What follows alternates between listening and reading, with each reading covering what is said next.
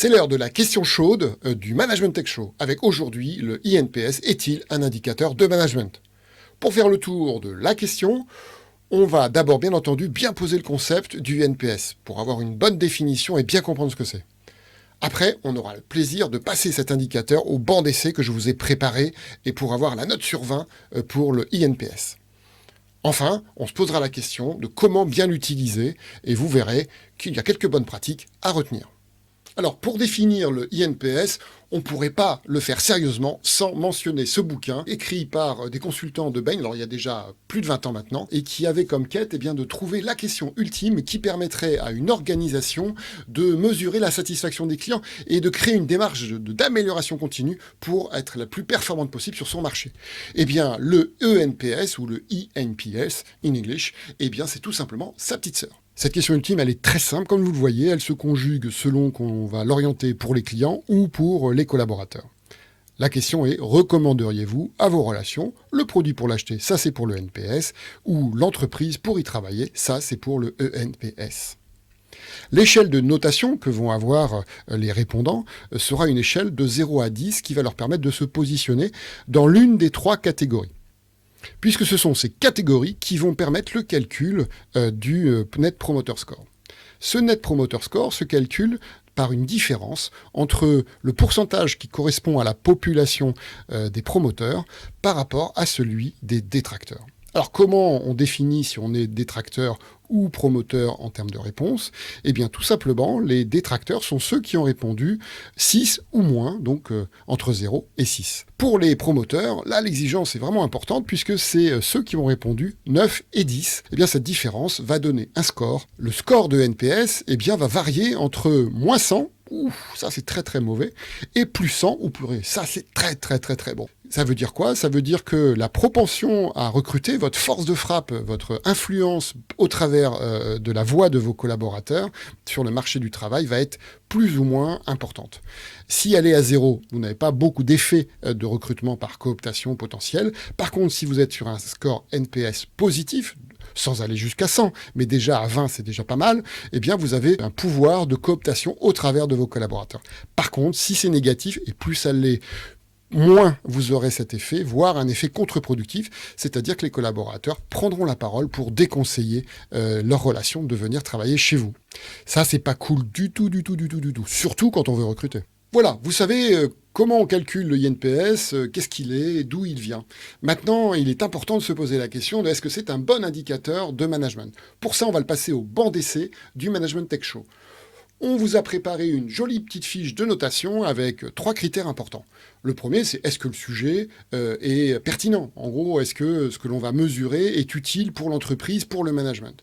Le deuxième indicateur est très important aussi, ça va être celui de la qualité de la mesure. Est-ce que cette mesure est facile? Est-ce qu'elle est pertinente pour pouvoir justement alimenter le management?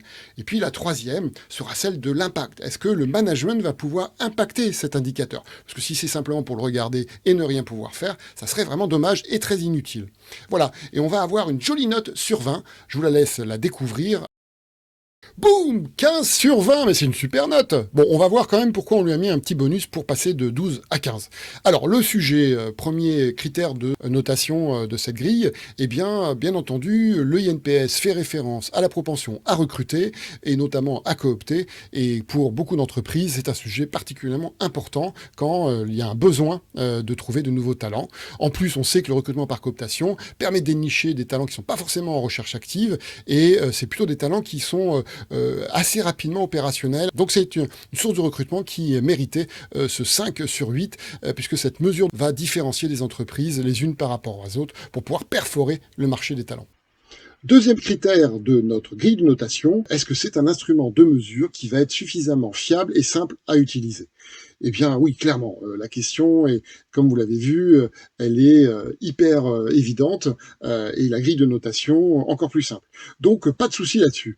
On aurait presque pu mettre 4 sur 4 s'il n'y avait pas cette discussion sur le côté culturel, effectivement, d'être un promoteur seulement à 9 et 10 sur une échelle de 10. En France, par exemple, on pense que 7 et 8, ça va plus correspondre aussi à des comportements où on ne va pas hésiter à recommander un produit et en l'occurrence dans le INPS, une entreprise. Troisième critère de notre grille de notation, l'impact. Savoir si le manager va tout simplement pouvoir agir dessus de manière positive et avoir un effet qui va être visible pour l'entreprise. Alors, si la question est très simple, l'utilisation est moins simple pour le manager puisque cette question ne va pas l'aider à identifier des choses sur lesquelles il va pouvoir agir directement. Donc, l'indicateur est une mesure assez indirecte sur laquelle il va pouvoir agir. Même si, on le sait, entre 50 et 70% de ce qui font l'expérience collaborateur sont influencés par les managers de manière positive ou négative. Donc 4 sur 8 pour cette partie impact. Alors pourquoi ce bonus qui permet au INPS de passer d'une note moyenne de 12 à une note nettement meilleure de 15 ? Eh bien parce que le INPS se met au regard du NPS et donc devient un indicateur business. D'abord ça permet au RH et au management de parler le même langage puisque dans la symétrie des attentions, eh bien le Net Promoter Score et le INPS sont calculés de la même façon mais surtout sont suffisamment corrélés pour être des outils de management et de discussion et de dialogue. Allez, les moments des conseils, il y en a 3. Bien entendu, si vous recrutez, foncez, parce que le INPS, comme vous l'avez vu, c'est l'indicateur idéal pour mesurer la propension à utiliser le recrutement par cooptation, qui est l'une des meilleures sources pour recruter. Deuxième conseil, c'est d'avoir le bon tempo. Le INPS ne changera pas tous les matins chez vos collaborateurs. Et par contre, il ne faut pas non plus le mesurer tous les 5 ans ou tous les 2 ans.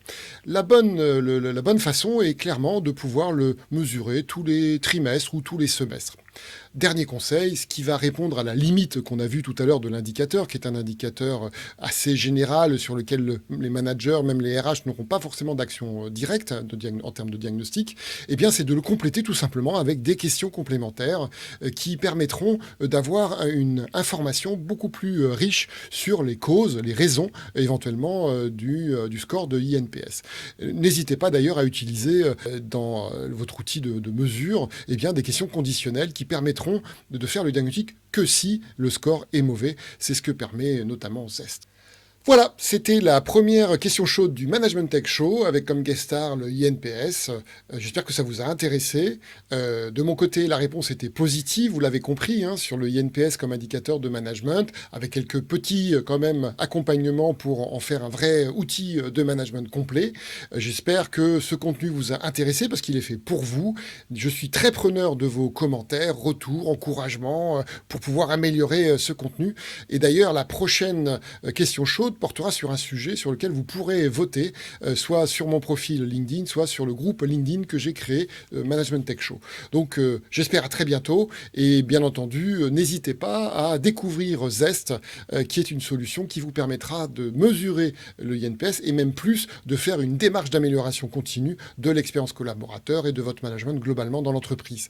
À très bientôt pour le Management Tech Show. Un nouveau contenu arrivera bientôt.